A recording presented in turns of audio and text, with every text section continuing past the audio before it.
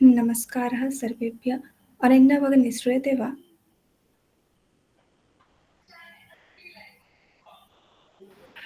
आं भगिनि। अस्तु। आं भवती एतत् मन्त्रं वदतु।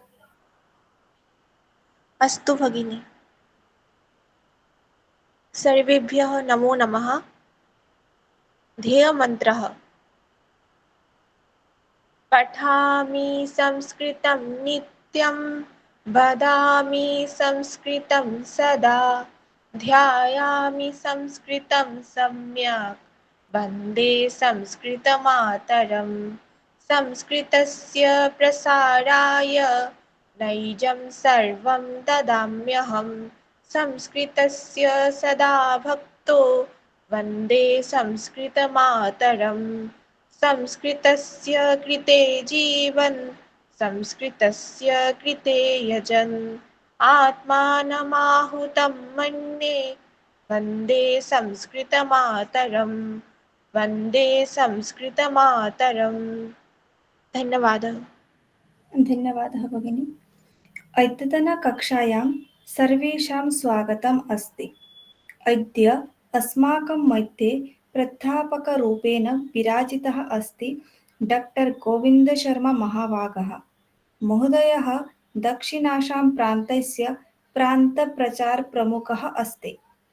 प्रान्तपत्राचारप्रमुखरूपेण अपि महोदयः अतिरिक्तं दायित्वं निर्वहयति।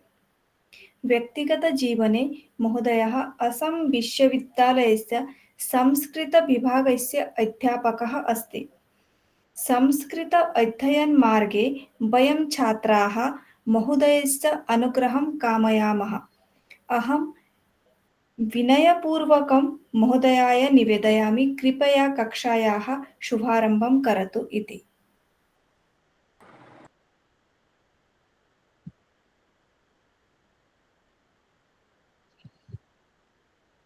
नमः सर्वेभ्यः।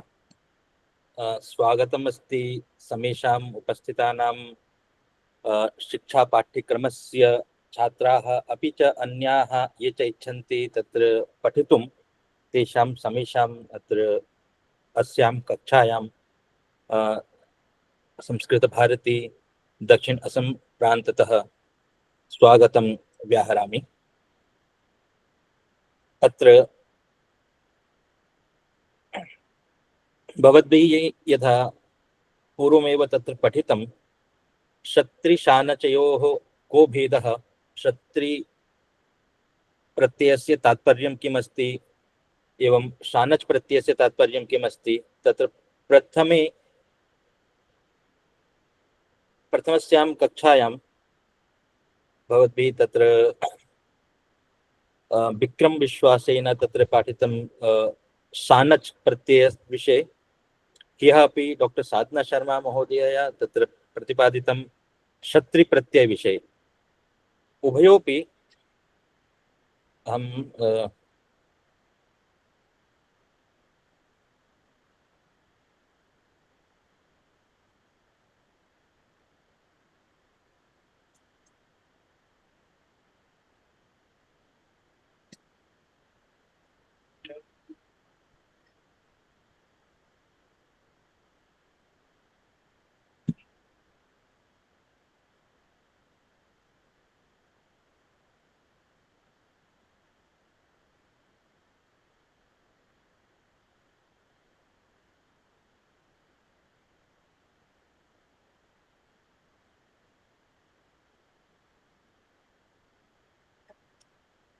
एतद् दृश्यते किम्? प्रथमः पाठः। आं महोदय दृश्यते। तत्र योजनानुरूप्य तु प्रथमपाठः एव आदौ तत्र पाठनीयमासीत्, तथापि किञ्चित् कारणविशेषात् यतोहि तत्र अस्माकम् अध्यापकाः ये च परिगणिताः सन्ति तेषां सौविध्यानुसारं तत्र पाठव्यतिक्रमः अभवत्। अस्तु, इदानीं तत्र विचारयामः तत्र प्रथमपाठविषये शिक्षा पाठ्यक्रमस्य। भवन्तः सर्वे संस्कृतभाषायां कापि असौविध्यं नास्ति इति मन्ये, अथवा मध्ये मध्ये तत्र हिन्दीभाषायामपि वदिष्यामि। कापि समस्या अस्ति किम्?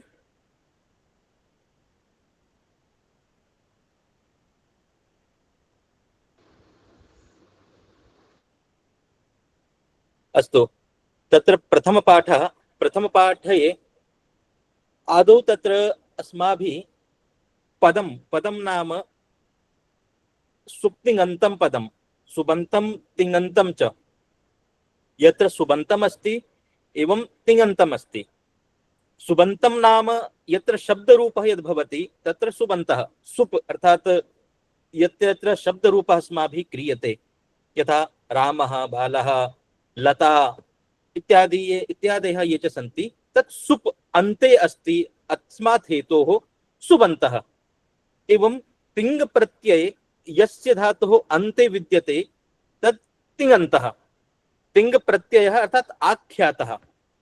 तिङ् प्रत्यय जिसके अंत में है वह तिङन्त कहलाता है, और सुप प्रत्यय जिसके अंत में है वह सुबंत कहलाता है। सुबंत प्रत्यांत जो है वह शब्द रूप होंगे, और तिङन्त प्रत्यांत जो है वह धातु रूप होंगे। और तिङन्त प्रत्यय में दो प्रकार के प्रत्यय हैं, आत्मनेपदी प्रत्यय और परस्मैपदी प्रत्यय। अर्थात आत्मनेपद के 9 प्रत्यय एवं तिङन्त परस्मैपद के 9 प्रत्यय मिलाकर के टोटल 18 प्रत्यय बनते हैं। परस्मैपद एवं आत्मनेपद के दोनों के 9 प्रत्यय यह तिङ् प्रत्यय में समाहित होते हैं। तो अर्थात ये जो 18 प्रत्ययाः सन्ति तिङ् मध्ये ते तिङन्ताः, अर्थात धातु रचना, यथा पठति, पठतः, पठन्ति, पठ्यते, पठ्येते, पठ्यन्ते, वर्धसे, वर्धेते, वर्धध्वे इत्यादयः ये च सन्ति ते धातवः। एवं नरः, नरौ, नराः, नरं, नरौ, नरान् इत्यादयः ये च सन्ति सप्तविभक्तिषु ते च सुबन्तः विद्यन्ते। सुबन्तेऽपि तत्र किं भवति, धातोः तत्र प्रत्ययादिकं तत्र योजनं भवति। धातु में प्रत्यय जोड़े जाते हैं उनको पद के रूप में प्रयोग करने के लिए। मूल जो धातु है, मूल धातु पद नहीं कहलाता है, मूल धातु का हम प्रयोग नहीं कर सकते। धातु में जब तक हम किसी पद को नहीं जोड़ें, धातु तत्र किम योजनीयम, तत्र पदम योजनीयम, प्रत्ययः योजनीयम।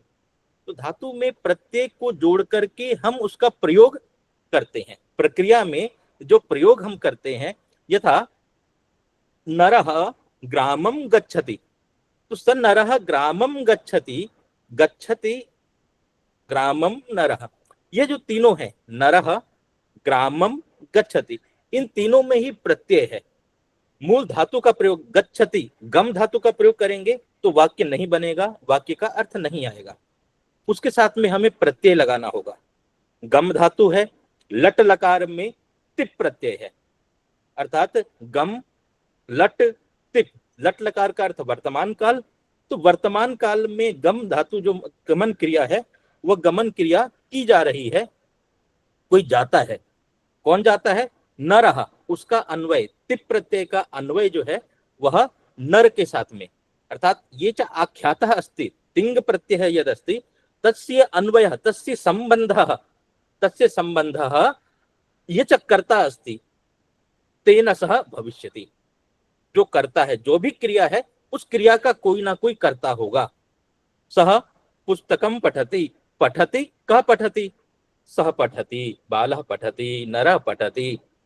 तो तिप धातु का आश्रय जो है, जिसमें वह आश्रित है, वह उसका कर्ता है। आख्यातस्तु तिङस्त। अब यह तो तिङन्त प्रत्यय है। इसके अतिरिक्त जो शब्दों में जो प्रत्यय किए जाते हैं, जब हम शब्द बनाते हैं, उन धातुओं से शब्द के लिए जब हम प्रत्यय बनाते हैं, उसको सामान्यतः कृदंत प्रत्यय कहते हैं। जब हम धातु के रूप में प्रयोग करेंगे तो वह तिङन्त प्रत्यय है, और जब हम धातु को एज अ शब्द के रूप में, शब्द रूप में प्रयोग करते हैं, तो वह हम कृदंत प्रत्यय उसके अंदर जोड़ते हैं, और वह कृदंत प्रत्यय जोड़ करके हम उसको शब्द के रूप में प्रयोग करते हैं। जैसे पठ धातु है, पठ धातोः अर्थः अस्ति, पठ धातोः तत्र पठनम, गम धातु अर्थात तत्र गमनम, गमनम तत्र तस्यापि तत्र अर्थ विशेषः विद्यते, गमन जाना। अब गच्छति गम धातु से जो क्रिया है, जब हम उसको धातु रूप में प्रयोग करेंगे, क्रिया के रूप में प्रयोग करेंगे, तो गच्छति, गच्छतः, गच्छन्ति, गच्छसि, गच्छतः, गच्छथ, गच्छामि, गच्छावः, गच्छामः, पठति, पठत, पठन्ति, पठसि, पठत, पठथ, पठामि, पठावः, पठामः। ये धातु के रूप में प्रयोग हुआ। पठ धातु का ही जब हम धातु के रूप में सह पठति, त्वम पठसि, अहम पठामि, यह हमने धातु के रूप में प्रयोग किया। लेकिन यदि हम इसको शब्द रूप के रूप में प्रयोग करें, यदि हम इसी पठ धातु को सह पठत, पठत, अब इसको जब हम शब्द रूप के उसमें प्रयोग करेंगे, तो पठन, पठन्तौ, पठन्तः, पठन्तम, पठन्तौ, पठतः, पठता, पठद्भ्याम, पठद्भिः, पठते, पठद्भ्याम, पठद्भ्यः इत्यादि। यह जो शब्द रूप के अर्थ में प्रयोग हो गया, किस धातु का? पठ धातु का। पठ धातु को ही जब हमने शब्द रूप के अर्थ में प्रयोग किया, तो वह शब्द बनाने के लिए हमने जो उसके अंदर प्रत्यय को जोड़ा, वह प्रत्यय कहलाता है कृदंत प्रत्यय। अब यह कृदंत प्रत्यय भी कई प्रकार के हैं। इसमें मुख्य रूप से जो जाने जाते हैं क्षत्रि प्रत्यय और शानच प्रत्यय। तत्र क्षत्रि प्रत्ययः, शानच प्रत्ययः, यच्च भवतां तत्र पाठ्यक्रमे अस्ति क्षत्रि एवं शानच प्रत्ययः।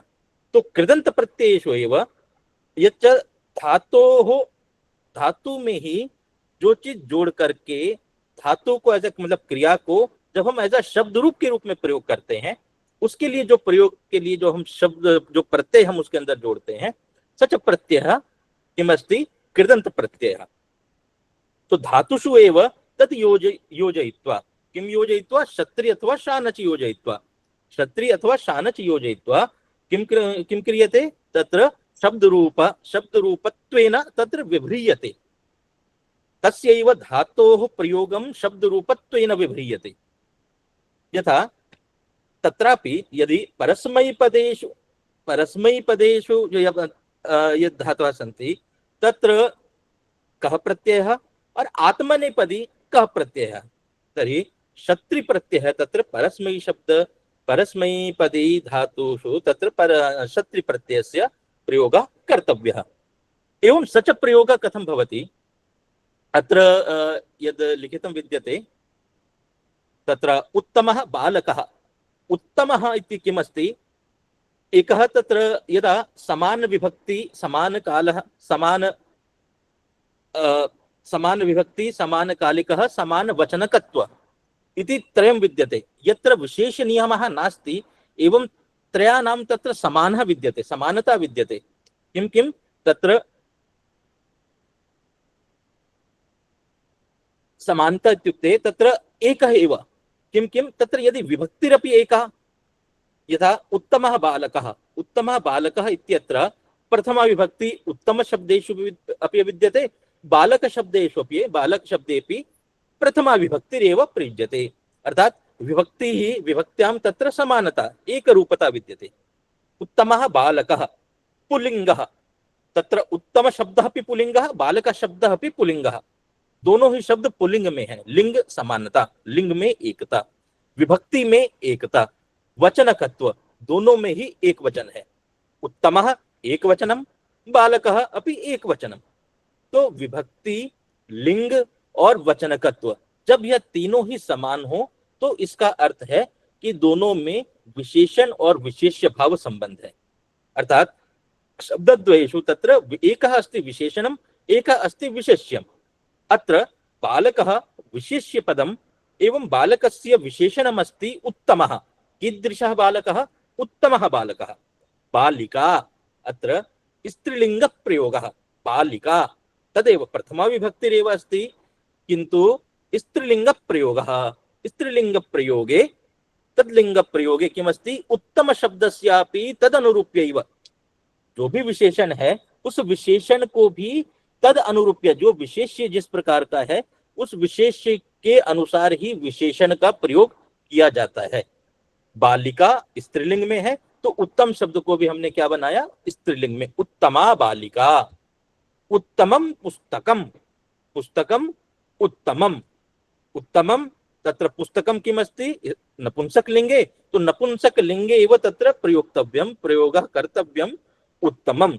उत्तमः उत्तमा उत्तमम, तद अनुरूप्य, जिस प्रकार से आपका विशेष्य पद है उसी प्रकार से आपका विशेषण दल भी होगा, और उसी विभक्ति में होगा जिस विभक्ति में आपने प्रयोग किया, अर्थात विभक्ति, लिंग और वचन, यह तीनों में ही साम्यता होनी चाहिए। जैसी विभक्ति विशेष्य की है, विशेष्य पद की में जो विभक्ति का प्रयोग है वही विभक्ति का प्रयोग आपके विशेषण में भी होगा।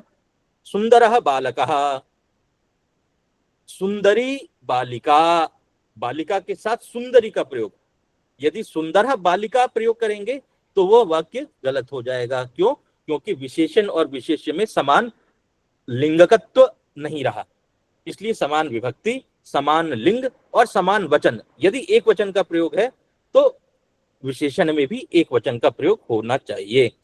यदि विशेष्य में द्विवचन का प्रयोग है तो विशेषण में भी द्विवचन का प्रयोग होगा। यदि विशेष कोई नियम नहीं है, जहां कहीं कहीं पे विशेष नियम है, ऐसी स्थिति में विशेषण विशेष्य के लिए वहां की बात अलग है। जैसे शतम ब्राह्मणाः, वो व्युत्पत्तिवाद सब में है, शतम ब्राह्मणाः, वहां पे शतम में एक वचन का प्रयोग है, ब्राह्मणा में बहुवचन का प्रयोग है, लेकिन वहां के लिए विशेष नियम है। विंशत्याद्याः संख्याः सदैक वचनत्वे, ये व्युत्पत्तिवाद का प्रयोग है, तो वहां भिन्न विषय है। यहाँ साधारण अर्थ में जिस प्रकार की विभक्ति है, जैसा लिंग है, जैसा वचन है, उसी लिंग में, उसी विभक्ति में, उसी वचन में आपके विशेषण का प्रयोग किया जाता है। उत्तमे बाले, उत्तमाम बालाम, उत्तमस्य पुस्तकस्य, पुस्तकस्य षष्ठी प्रयोग तो उत्तमस्य, उत्तमाम बालाम, बालाम में यदि द्विवचन का द्वितीय का प्रयोग है तो उत्तमाम बालाम, बाले सप्तमी का प्रयोग है, उत्तमे बाले, उत्तमेन बालकेन, उत्तमाभ्याम बालकाभ्याम, उत्तमैः बालकैः, एकः पुरुषः, एका महिला, एकं पुस्तकम, एकस्मै पुरुषाय, एकां महिलां, एकस्मिन् पुस्तके, एकेन पुरुषेण, द्वाभ्याम पुरुषाभ्याम, त्रिभिः पुरुषैः।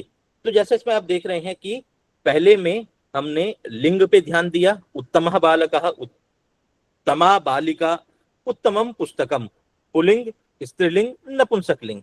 इसके बाद विभक्ति के ऊपर उत्तमे बाले, उत्तमाम बालाम, उत्तमस्य पुस्तकस्य, उत्तमेन बालकेन।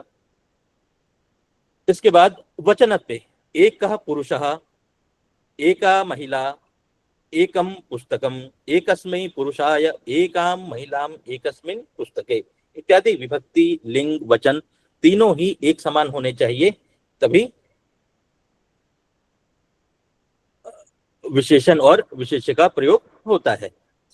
जब हम वचन में देखते हैं कि किस प्रकार से हम शब्दों, वाक्यों का जो हम प्रयोग करते हैं, वो वाक्यों का प्रयोग किस प्रकार से है, तो भवान धर्म पालयेत, रामेण पाठ पठ्यते, रामेण पाठ पठितः, रामेण पाठ पठ्यताम और रामेण पाठ पठनीयः।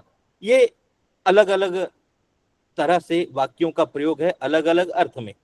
धातु का प्रयोग किस प्रकार से अलग हो रहा है, क्या लकार का हम किस प्रकार से प्रयोग अलग कर देते हैं, उस प्रकार से उसका अर्थ चेंज हो जाता है। जैसे दो प्रकार के वाच्य हैं, कर्तृवाच्य और कर्मवाच्य। यहाँ पे जिस प्रकार से कर्मवाच्य का प्रयोग है, उस कर्मवाच्य में आप यहाँ देख रहे हैं पठति की जगह पठ्यते, रामः पाठम पठति, रामः पाठम पठति, ये कर्तृवाच्य का प्रयोग है। इस कर्तृवाच्य को कर्मवाच्य में प्रयोग करने पर रामेण पाठः पठ्यते, रामेण पाठः पठ्यते। तो अत्र रामेण पाठः पठ्यते, पठति, पठति किमासीत् लट् लकारः, तस्यैव कर्मवाच्ये आत्मनेपदं प्रयुक्तव्यं। तत्र पठति यह जो प्रयोग था यह परस्मैपदी का प्रयोग था, और पठ्यते यह जो प्रयोग है ये आत्मनेपद का प्रयोग है। तो वर्तमान काल में ही रामेण पाठ पठ्यते, राम के द्वारा पाठ को पढ़ा जाता है, राम के द्वारा पढ़ा जाता है। तदेव यदि हम भूतकाल में करें तो रामेण पाठ पठितः, राम के द्वारा पाठ पढ़ लिया गया। एक है राम ने पाठ को पढ़ा, एक है राम के द्वारा पाठ को पढ़ लिया गया। अर्थात ये कर्मवाच्य का प्रयोग है जिसमें कर्म की प्रधानता होती है। और पठितः यश का जो रूप है ये पाठक के समान चलेगा। पाठः, यदि यहाँ पे बहुवचन होता पाठाः तो पठ्यते की जगह पठ्यन्ते। रामेण, राम पढ़ने वाला एक है, लेकिन जो पाठ पढ़ रहा है वह जो कर्म है, वह कर्म यदि बहु है, कई सारे हैं, अर्थात रामः रामेण पाठाः पठ्यन्ते। तो ये जो पठ्यते, पठितः इत्यादि ये जो रूप है, ये ठीक जिस प्रकार से पाठः है उसके अनुरूप, उसके वचन के अनुरूप ही यह रूप चलेगा। पाठः पठितः, रामेण पाठः पठ्यताम, राम के द्वारा पाठ को पढ़ा जाए। रामेण पाठः पठ्यताम, रामेण पाठः पठ्यताम, राम के द्वारा पाठ को पढ़ा जाए। एक आदेशात्मक है कि आप इस पाठ को पढ़ो। रामेण पाठ पठनीयः, राम के द्वारा पाठ को पढ़ना चाहिए। विधि पठनीयः, पढ़ना चाहिए। लोट लकार में उसने आदेश दिया कि राम के द्वारा इस पाठ को पढ़ा जाए, ये आज्ञापरक है। पढ़ा जाए लोट लकार का प्रयोग, और यहाँ विधिलिंग का प्रयोग है कि ये करने से अच्छा होगा। पठनीयः, पढ़ना चाहिए। रामेण पाठ पठनीयः। उसी प्रकार वृक्षेण कंप्यते पर्णैः पतितं त्वया यत्यताम भवतः उपवेष्टव्यम इत्यादि यह जो वाक्य है ये वर्तमान काल में, भूतकाल में, आज्ञापरक अर्थात लोट लकार में पत्यताम, यत्यताम, गच्छताम, पठ्यताम, यह सब जो वाक्य हैं ये सब क्या है? लोट लकार में। पठ्यते, गम्यते, यह सब जो वाक्य हैं यह लट लकार में अर्थात आत्मनेपद में कर्मवाच्य में इस प्रकार से प्रयोग किया जाता है। पठनीयः, गमनीयः, श्लाघनीयः इत्यादि यह जो प्रयोग है ये विधि लकार में, विधिलिंग में इस प्रकार का प्रयोग हम देखते हैं। तदनंतरम कृदंत के बारे में आपको बताया मैंने, और इससे पहले भी कल की क्लास में भी ये चर्चा की गई थी कि क्षत्रि प्रत्यय जब हम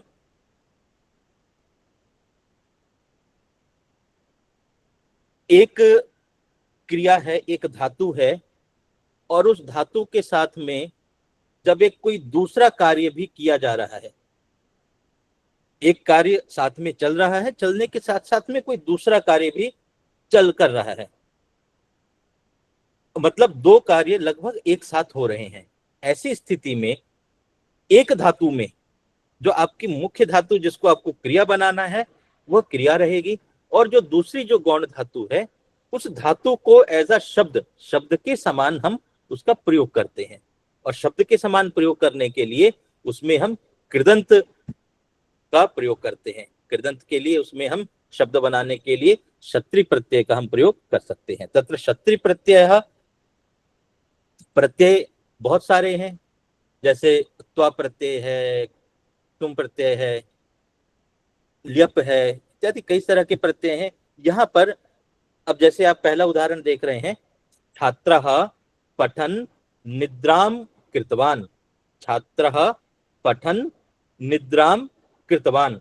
तो छात्रः निद्राम कृतवान, इति छात्र ने निद्रा किया, निद्रा में छात्र कैसे किया? पठन, पढ़ते पढ़ते सो गया। तो एक कार्य करते करते सो गया, मतलब एक कार्य करते करते दूसरे कार्य की तरफ बढ़ा। क्रीडन मुदितवान, बालः क्रीडन मुदितवान, खेलते खेलते प्रसन्न हुआ। मुदितवान प्रसन्न हुआ, कैसे प्रसन्न हुआ? खेलते खेलते हुआ प्रसन्न हो गया, मतलब एक कार्य करते करते दूसरा कार्य साथ में हो रहा है। ऐसी स्थिति में जो कार्य पहले है उस कार्य में धातु का प्रयोग ना करके उसमें हम उसको शब्द रूप की तरह प्रयोग कर लेते हैं। और ये प्रयोग कैसे करते हैं? जब हम उसमें क्षत्रि प्रत्यय का हम योग करते हैं, क्षत्रि प्रत्यय को जब हम लगाते हैं। तो अब जैसे ये सब वाक्य हैं, इन वाक्यों में छात्रः पठन निद्राम कृतवान, अर्थात छात्रः पठति, छात्रः पठति एकः वाक्यः और अन्यः वाक्यः छात्रः निद्राम कृतवान। छात्रः पठति, छात्रः निद्राम कृतवान, छात्र पढ़ता है और छात्र ने निद्रा किया। अब ये दोनों चीजें एक साथ हुई है। छात्र पढ़ते हुए पढ़ते पढ़ते छात्र सो गया। ऐसी स्थिति में जब एक वाक्य में ही, क्योंकि एक वाक्य है, वहां मुख्य क्रिया एक ही होगी। अब या तो यहाँ पे दो क्रिया है, दो धातु है, पठ धातु जिसका अर्थ है पढ़ना और एक का अर्थ है कृत, करना, किया, करना, उसने किया। अब यहाँ पे मुख्य क्या है, करना या पठन, पढ़ना। मुख्य उसका लास्ट जो रिजल्ट है, जो उसका फल है सो गया, करना। अर्थात कृत में वहां पे धातु के रूप में उसका प्रयोग और यहाँ पे पठन, पढ़ता हुआ, यह गौण हो गया। तो छात्रः पठन निद्राम कृतवान।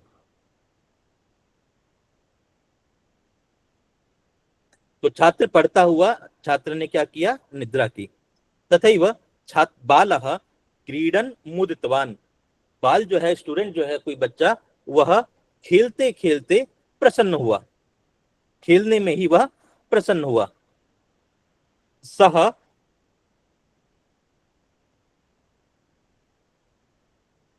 नमन प्रार्थयति, नमन सह नमति प्रार्थयति, वह प्रार्थना करता है, वह कुछ मांगता है, वह प्रार्थना करता है। कैसे प्रार्थना करता है, नमन करते हुए, नमस्कार करते हुए, सह प्रार्थयति, सह नमति अपि एवं प्रार्थयति अपि। तो नमन कृत्वा एवं प्रार्थयति, नमन करता हुआ वह पढ़ता है, प्रार्थना करता है। अशोकः गच्छन् धेनुं दृष्टवान, अशोकः गच्छन्, अशोकः गच्छति, वह अशोक क्या करता है, जाता है, और धेनुं दृष्टवान, धेनु को देखता है। तो जाते हुए धेनु को देखता है। अशोकः गच्छन् धेनुं दृष्टवान, अशोक कहीं रास्ते में जा रहा है, जाते जाते वो चल भी रहा है साथ में, और चलते चलते उसने धेनु को आंखों से देखा। एक साथ दो क्रिया किया, पैरों से चल भी रहा है और चक्षु से देख भी रहा है। अशोकः गच्छन् धेनुं दृष्टवान, भक्तः देवं पश्यन् प्रदक्षिणं कृतवान, भक्तः देवं पश्यन् प्रदक्षिणं कृतवान, भक्त जो है वह देवता को देख रहे हैं, मंदिर में वह देवता को देख रहे हैं, और देखते देखते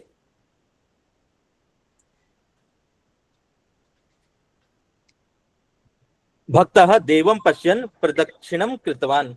एक सेकंड रुकिएगा, ये फोन, हाँ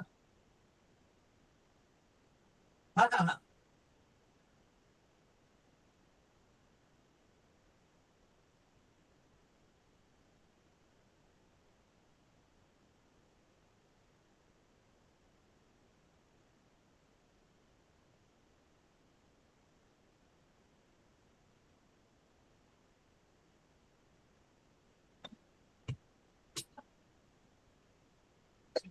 हाँ, तत्र क्षम्यताम्, एकः कॉल आगतम् आसीत्। हाँ, तो भक्तः देवं पश्यन् प्रदक्षिणं कृतवान। तो भक्तः देवं पश्यति, भक्त देवता को देखता है और प्रदक्षिणा करता है, साथ साथ में प्रदक्षिणा भी कर रहा है। भक्तः देवं पश्यन्, देवता को देखते हुए प्रदक्षिणा करता है। एषः सुराम पिबन लोकमेव विस्मृतवान, एषः यह व्यक्ति सुराम पिबन, सुराम पीता हुआ, सुराम मद्यम पीता हुआ, मद्यम पिबति, लोकमेव विस्मृतवान, लोक को ही भूल गया। सुरा को पीते हुए लोक को ही भूल गया, मद्य को पीते हुए लोक को ही भूल गया। एषः सुराम पिबन लोकमेव विस्मृतवान, स धावन आगतवान स गोपालः, यह धावन आगतवान, यह धावति आगतवान, जो दौड़ता हुआ आ गया, आया है, कैसे आया, वो दौड़ता हुआ। स धावति धावन आगतवान स गोपालः, यह धावन आगतवान, जो दौड़ता हुआ आया है वो कौन है? गोपाल है। तथैव अग्रे भवत्सु एव कोऽपि वदति चेत् उत्तमं भविष्यति, भवताम् अभ्यासोऽपि भविष्यति। वटुः किमस्ति? वटुः श्लोकं स्मरन् उच्चारितवान्। उच्चारितवान्। अत्र किं किं भिन्नं करोतु। वटुः श्लोकं स्मरति, स्मरण, वटुः श्लोकं स्मरति। उच्चारितवान, स्मरति अर्थात तत्र स्मरण करते हुए उच्चारण करता है। कोई बालक श्लोक को स्मरण करता हुआ क्या करता है? श्लोक का उच्चारण करता है। अर्थात स्मरण अलग से नहीं, स्मरण और उच्चारण दोनों अलग अलग नहीं कर रहा है, एक साथ कर रहा है।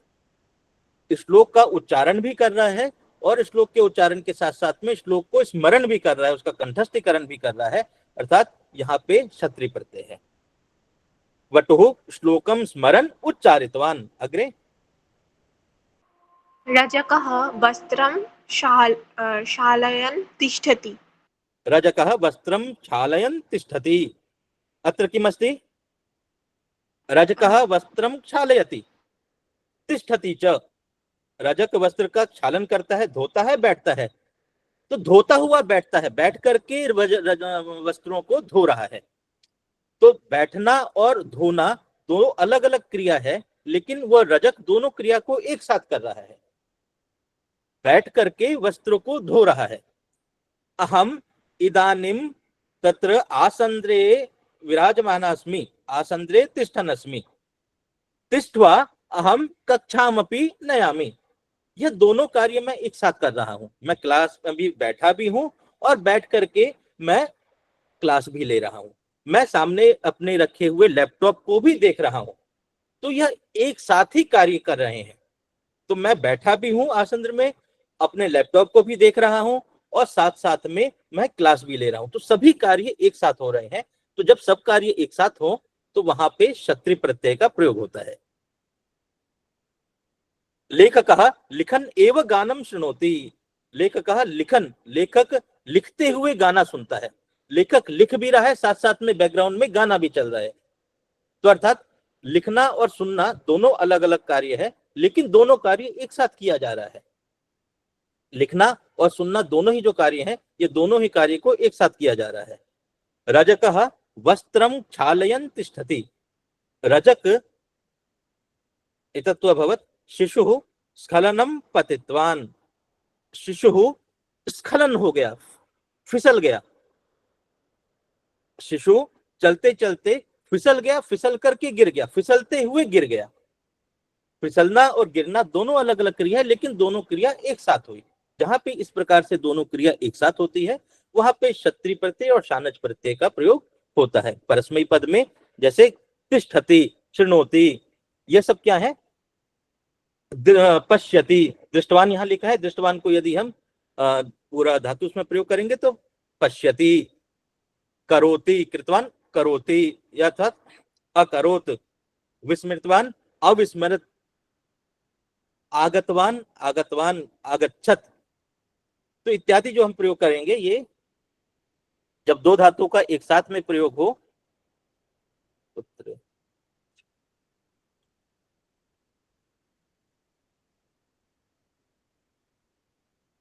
गायकौ गायन्तौ नेत्रे निमिलितवन्तौ। गायकौ दो गायक हैं, यहाँ पे द्विवचन का प्रयोग है। गायकौ गायन्तौ, गायक गाते हुए, दो गायक गाते हुए, नेत्रे मिलितवन्तौ, नेत्र को उन्होंने मिलाया। नेत्र को नेत्रे निमिलितवन्तौ, निमिलन किया, नेत्र को बंद किया। गाना गाते हुए आंखों को बंद कर लिया। लोग गाने गाते हुए आंख को बंद करते हैं। प्रसन्न होने पर कुछ हमारी मुद्राएं होती है, कुछ आंख बंद कर लेते हैं, कुछ हंसते हैं। हम प्रसन्न हुए, मन से प्रसन्न हुए और हमारे ओष्ठों पे एक मुस्कुराहट आती है, जिससे ओष्ठ फैल जाता है। प्रसन्न होते हुए मुस्कुराना, प्रसन्न भी हो रहे हैं, मुस्कुरा भी रहे हैं, दोनों क्रिया है। दोनों क्रिया का अर्थ अलग है, लेकिन दोनों क्रिया हम एक साथ कर ले रहे हैं। हम बैठे भी हैं, हम तिष्ठ्वा तिष्ठन् लिखन् अस्मि, हम मैं लिख भी रहा हूं, लिखामी, अहम तिष्ठन लिखामी, मैं बैठा भी हूं और बैठने के साथ साथ में मैं लिख भी रहा हूं। यात्रिकौ मार्गम पृच्छन्तौ तीर्थ यात्रम कृतवन्तौ, यात्रिकौ दो यात्री मार्गम पृच्छन्तौ मार्ग पूछते पूछते तीर्थ यात्राम कृतवन्तौ तीर्थ यात्रा को उन्होंने कर लिया, मार्ग पूछते पूछते तीर्थ यात्रा कर रहे हैं।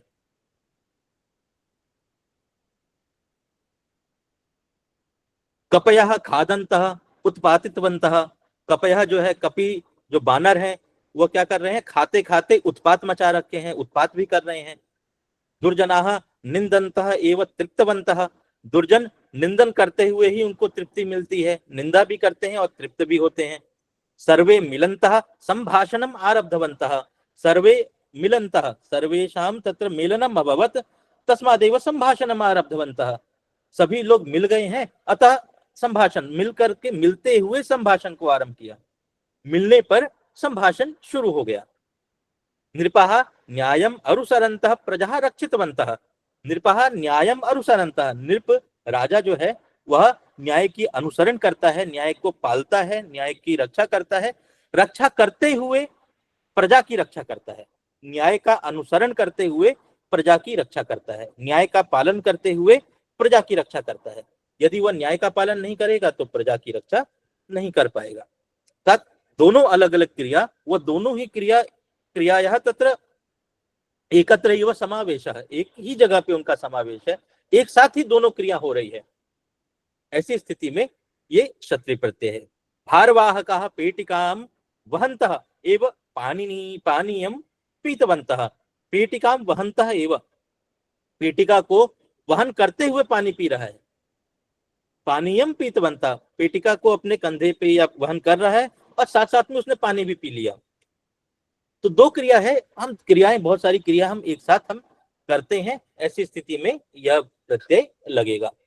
आरक्षकाः सर्वान् परिशीलयन्तः अग्रे गतवन्तः, आरक्षकाः सर्वान् परिशीलयन्तः अग्रे गच्छकाः, आरक्षक जो है सभी का परिशीलन करते हुए, सभी को जांचते हुए, सभी की परीक्षा, सबका टिकट इत्यादि चेक करते हुए आगे की ओर जाता है, एक सीट से दूसरी सीट, दूसरी सीट से तीसरी सीट, आगे आगे की तरफ जाता है। मार्गदर्शकाः इतिहासं वर्णयन्तः देवालयं दर्शयन्ति, मार्गदर्शकाः जो मार्गदर्शक है, जो गाइड है, वो इतिहासं वर्णयन्तः इतिहास बताते हुए, इतिहास का वर्णन देते हुए देवालय को भी दिखाता है। कोई गाइड जो हिस्टोरिकल प्लेस लेके जाता है वो हिस्ट्री को भी बताता है और बताते बताते उस मॉन्यूमेंट को भी दिखाता है, मॉन्यूमेंट को दिखाते हुए इतिहास बताता है और इतिहास को बताते हुए मॉन्यूमेंट दिखाता है।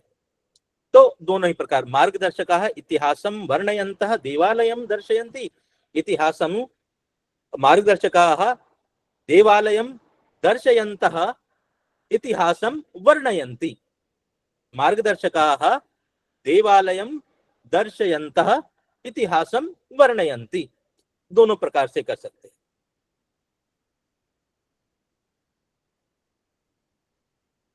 तो एतदस्ति इदानीम् अत्र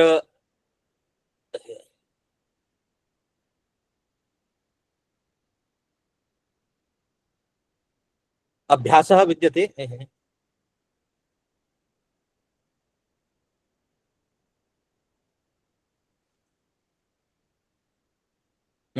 अत्र अभ्यासः विद्यते। अभ्यासे किं किं करणीयम्,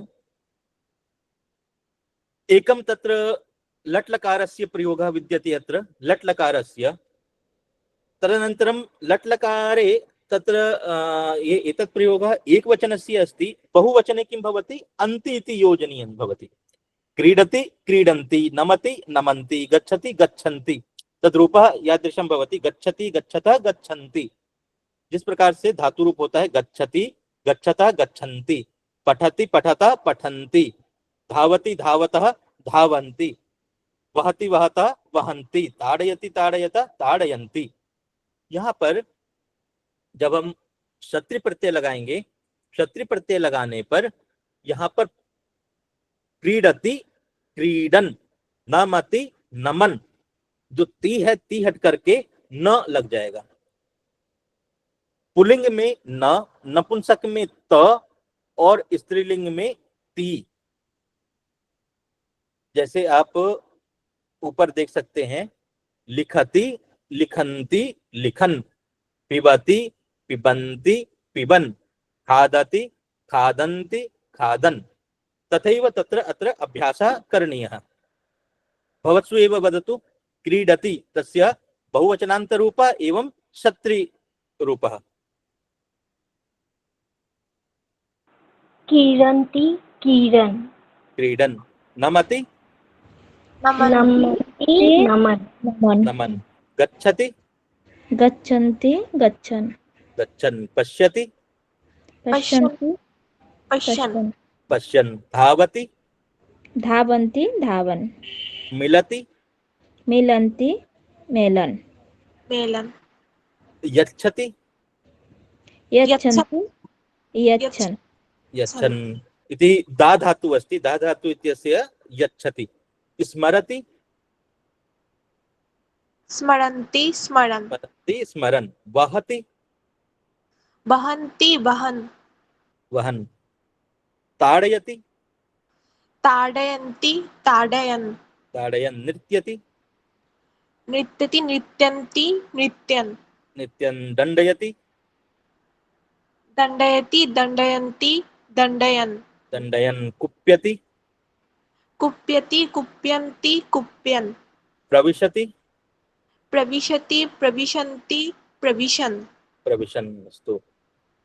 इदानीं तथैव यथा तत्र एकवचनमासीत् क्षत्रि इत्यस्य, तथैव अस्य बहुवचनः। अनुसरत् पाठयति पाठयन् पाठयन्तः इति बहुवचनः। पाठयन्तः। यथा गच्छति गच्छन्, तस्य बहुवचनान्तः गच्छन्तः। बहुवचनान्तः गच्छन्तः। पठति पठति इत्यस्य किं भविष्यति? पठन्।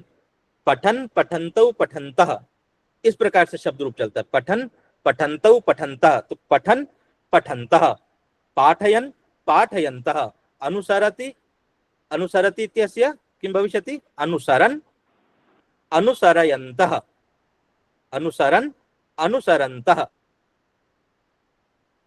आलपति आलपन् आलपन् आलपन्तौ आलपन्तः आलपन्तः। स्खलति स्खलन् स्खलन्तः। स्पष्टमस्ति?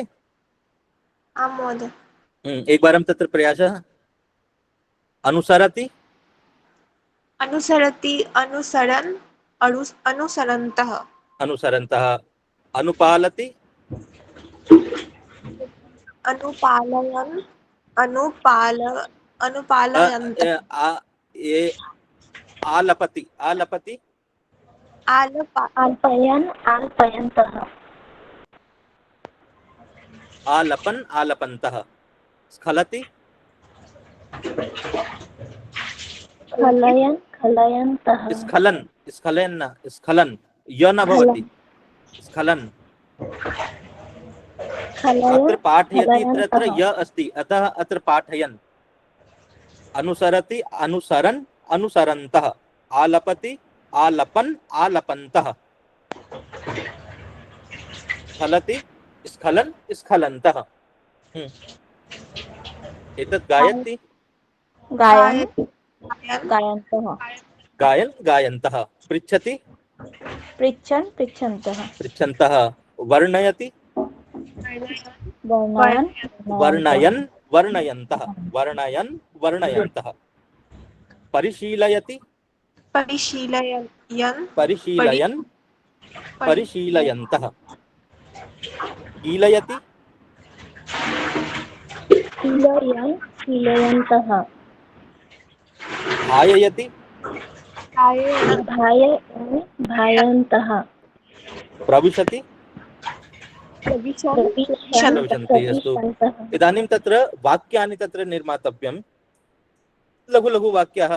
उदाहरणं यथा शिशु धावति पतति। अतः क्रियापदद्वयम् अस्ति, धावति एवं पतति।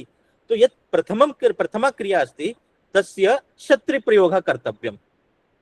यथा धावति धावतस्य किं?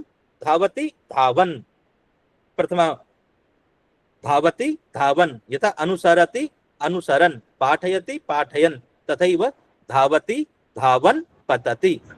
अत्र आगच्छति आगच्छन् वदति, अनुजः आगच्छन् वदति।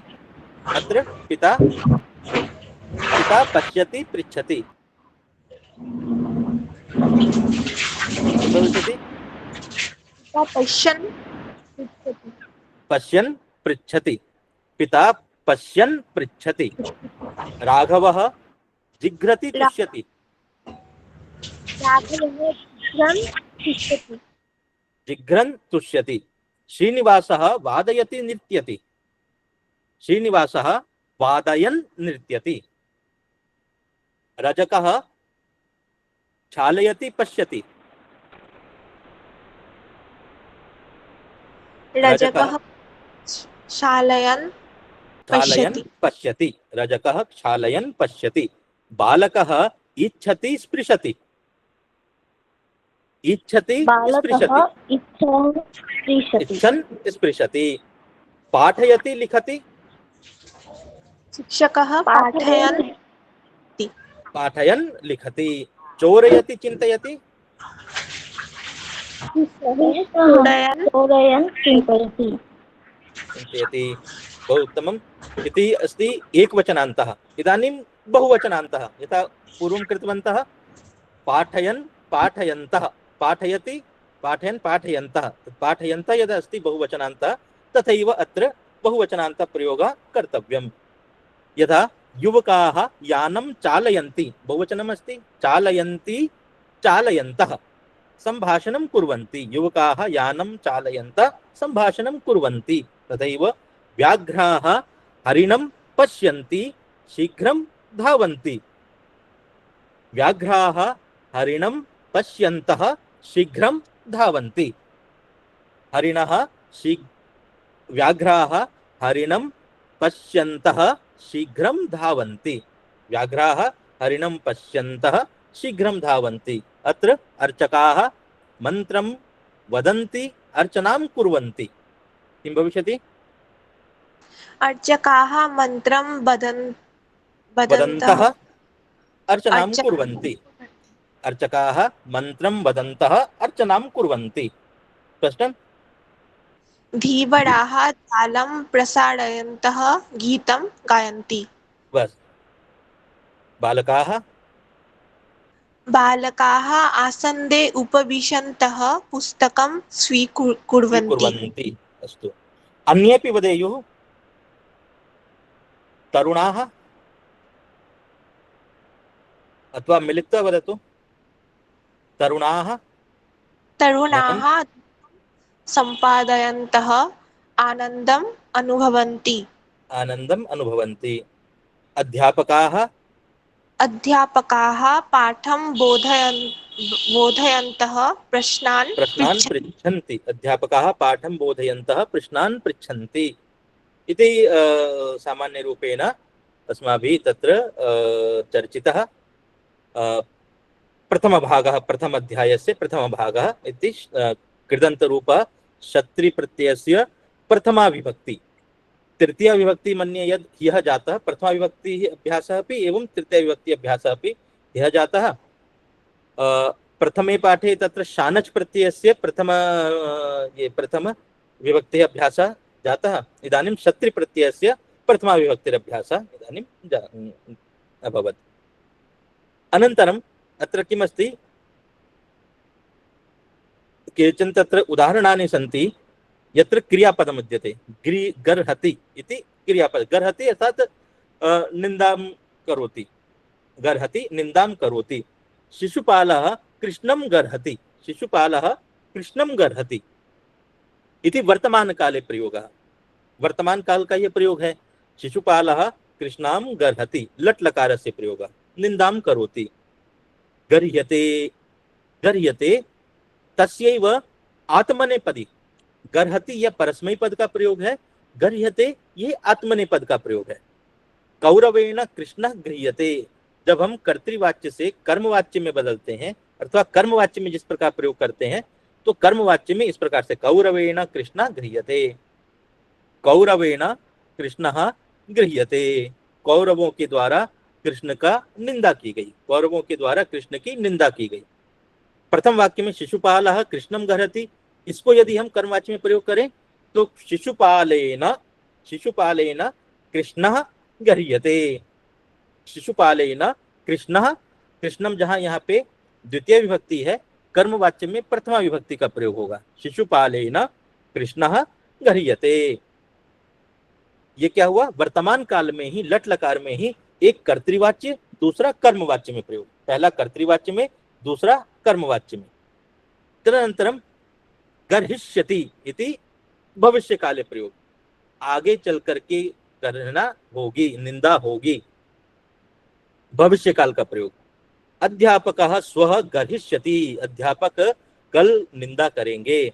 अध्यापकः स्वः गर्हिष्यति। गर्हितव्यम, यह प्रयोग है आपका विधि प्रयोग, करना ही है, ऐसा करना चाहिए, यह करना चाहिए। गर्हितव्यम या गर्ह्यनीयम, ये दोनों ही प्रयोग होता है। तव्यत प्रत्यय लगा करके गर्ह्यनीयम और अनीय प्रत्यय लगा करके गर्ह्यनीयम। तव्यत और अनियर यह दो प्रत्यय हैं, यह दो प्रत्यय के द्वारा ऐसा करना चाहिए, यह अर्थ आता है। पठितव्यम पढ़ना चाहिए, लिखितव्यम लिखना चाहिए, लेखनीयम ये लिखने योग्य है, पठितव्यम पठनीयः पढ़ने योग्य है, पढ़ने योग्य है और पढ़ना चाहिए। गर्हितः पुल्लिंग का प्रयोग है। तेन बालः गर्हितः, उसके द्वारा बालक को निंदा की गई, गर्हिता। अब यहाँ पे गृह्यते जो प्रयोग था, गृह्यते और गर्हितः, यह दोनों प्रयोग का अर्थ एक है। गर्ह्यते में साक्षात धातु का प्रयोग है और धातु के साथ में मतलब तिङंत का प्रयोग है, और गर्हितः में गर्हित धातु के साथ अक्त प्रत्यय लगा करके इसको शब्द रूप में बनाया है, मतलब शब्द रूप का प्रयोग यहाँ पे गर्हितः। गर्हितः, गर्हिता स्त्रीलिंग में गर्हिता, क्योंकि जब हम धातु रूप का प्रयोग करते हैं, पठति पठता पठंती, पठति पठता पठंती में हमें लिंग से कोई मतलब नहीं है। तत्र लिंगम दृष्ट्वा कापि भेदः न जायते। बालकः पठति, बालिका अपि पठति।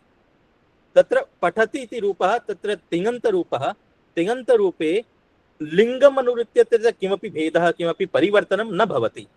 किन्तु यदि कृदन्तस्य कृदन्त प्रयोगः भवति चेत् लिंगनुवृत्त्यैव तर्हि परिवर्तनं भवति।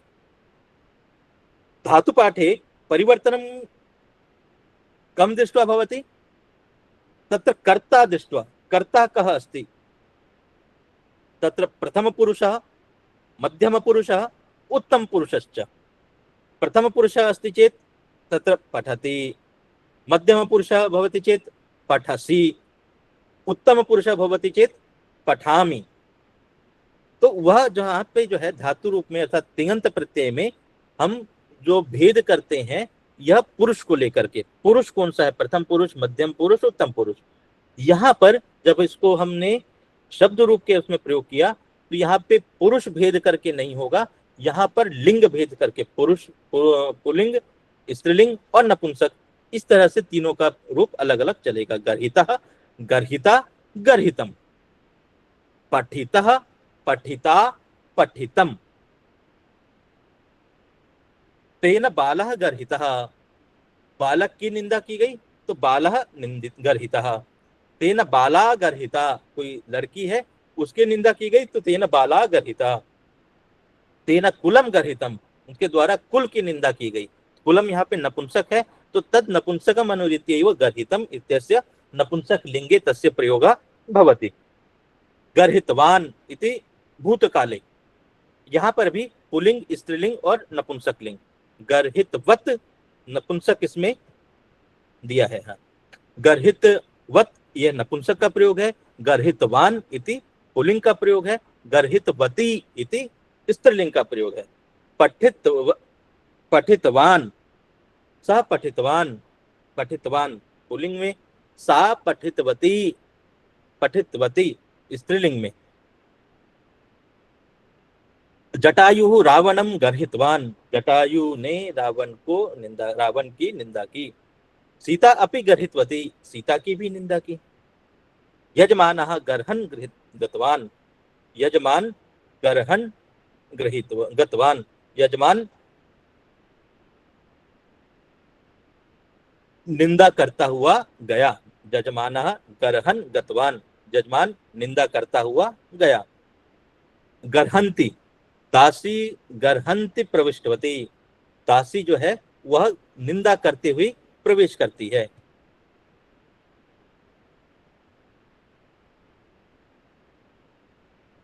इसके बाद अक्त्वा प्रत्यय, अक्त्वा प्रत्यय अर्थात एक कार्य को करके जब दूसरे कार्य आरंभ करते हैं तो वहां पे अक्त्वा प्रत्यय।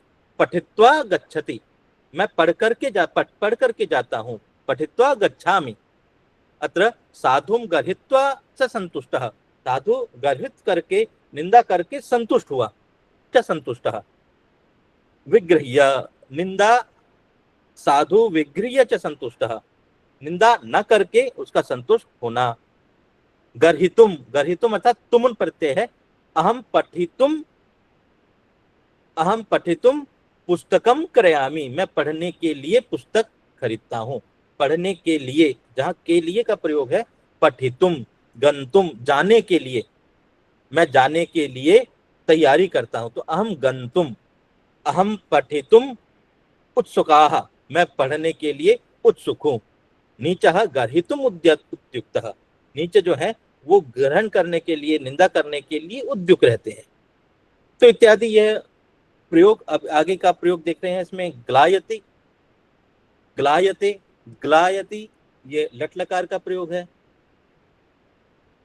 एक आध कोई आप वाक्य इसमें से बता दीजिए। ग्लायति अथवा गृह्णाति, गृह्णाति ग्रहण करता है, लेता है। सह धनम गृह्णाति, सह धनम, नरः धनम गृह्णाति, रामः धनम गृह्णाति, राम क्या करता है, वह धन को लेता है। गृह्यते, तस्यैव कर्मवाच्य तस्य प्रयोगः, रामेण धनम गृह्यते, राम के द्वारा धन को लिया जाता है। रामेण धनम गृह्यते।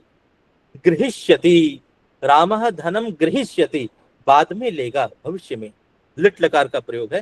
रामः धनम गृहीष्यति, गृहीतव्यम, ग्रहण करना है, करना चाहिए। धनम गृहीतव्यम, धर्मः गृहीतव्यम। ग्रहणीयम, धर्मः ग्रहणीयम, रामः एतत् कार्यम ग्रहणीयम, कर्तव्यम।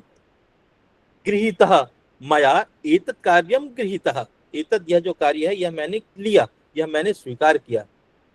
एतत् भारम मया गृहीतः, यह भार मेरे द्वारा लिया गया।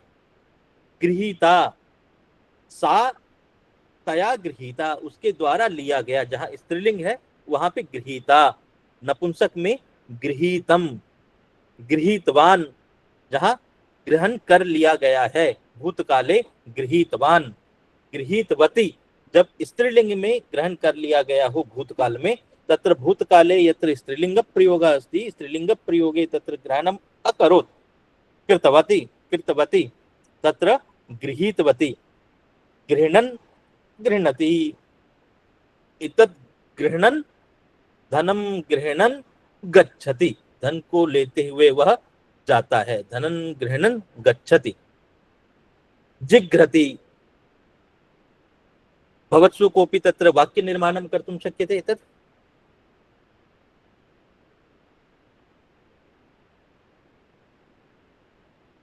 कस्यापि ग्लै धातु, ग्रह धातु, घ्रा धातु।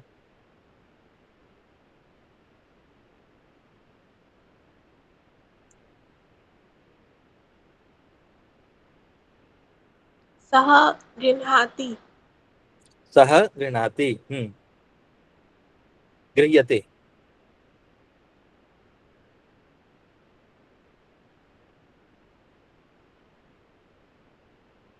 सः पुष्पं गृह्णति, सः न, तेन, तेन गृह्यते, तेन पुष्पं गृह्यते। तेन, तत्र कर्मवाच्ये एतत् प्रयोगः विद्यते। यह जो गृह्यते प्रयोग है यह कर्मवाच्य में है। कर्मवाच्य में तत्र कर्मवाच्ये किं भवति, कर्तरि तृतीया विभक्ति भवति। जो कर्ता है, कर्ता में तृतीया विभक्ति होती है, और कर्मणि प्रथमा विभक्ति भवति, कर्म में प्रथमा विभक्ति होती है। जब हम कर्मवाच्य में जब हम प्रयोग करेंगे तो कर्मवाच्य में कर्ता में तृतीया विभक्ति होगी और कर्म में आपके प्रथमा विभक्ति होगी। जैसे पूर्व में यहां आपने देखा शिशुपालः कृष्णम गृह्णाति, ये कर्तृवाच्य है, और कौरवेण कृष्णः गृह्यते, कौरवेण अत्र तृतीय, कौरव के द्वारा किया जा रहा है। कर्ता कौन है, कौरव है, लेकिन कौरव में यहाँ पे तृतीय विभक्ति लगी है। कौरवेण कृष्णः, यहाँ पे कृष्णम था, कृष्णम को यहाँ पे कृष्णः किया, किसमें, कर्मवाच्य में, कृष्ण अर्थात प्रथमा विभक्ति। कौरवेण कृष्णः गृह्यते। तो जब हम इस प्रकार का प्रयोग करेंगे कर्मवाच्य का, जब आत्मनेपद इसमें प्रयोग करेंगे तो यहाँ पर प्रयोग हम कर्मवाच्य का करेंगे। गृह्यते अर्थात कर्मवाच्यस्य प्रयोगः अस्ति, ग्लायते अत्र कर्मवाच्यस्य प्रयोगः, ग्लायते कर्मवाच्यस्य प्रयोगः। हाँ। सर इसमें अगर पुस्तकम होता, जैसे रामेण पुस्तकम गृह्यते होता है कि हाँ, पुस्तक शब्द नपुंसक शब्द है ना, तो उसमें पुस्तक शब्द में प्रथमा विभक्ति और द्वितीय विभक्ति दोनों का शब्द रूप एक जैसा चलता है। पुस्तकम पुस्तके पुस्तकानि, पुस्तकम पुस्तके पुस्तकानि। तो मया पुस्तकम पठ्यते, यहाँ पे जो पुस्तकम शब्द है ये द्वितीय विभक्ति का नहीं, प्रथमा विभक्ति का है।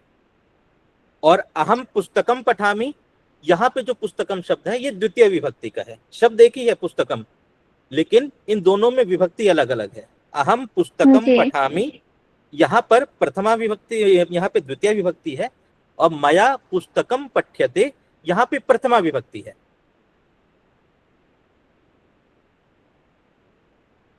क्योंकि पुस्तकम शब्द नपुंसक है, और नपुंसक लिंग में प्रथमा विभक्ति और द्वितीय विभक्ति का जो रूप है वो एक समान है।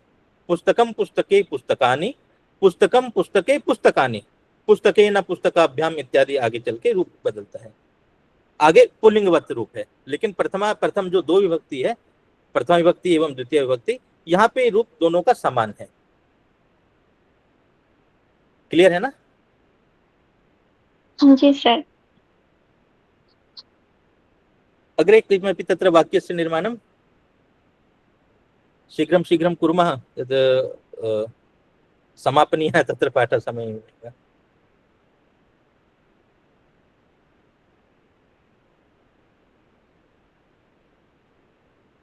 कापि एकः वाक्यस्य आत्मनेपदे ये कर्मवाच्ये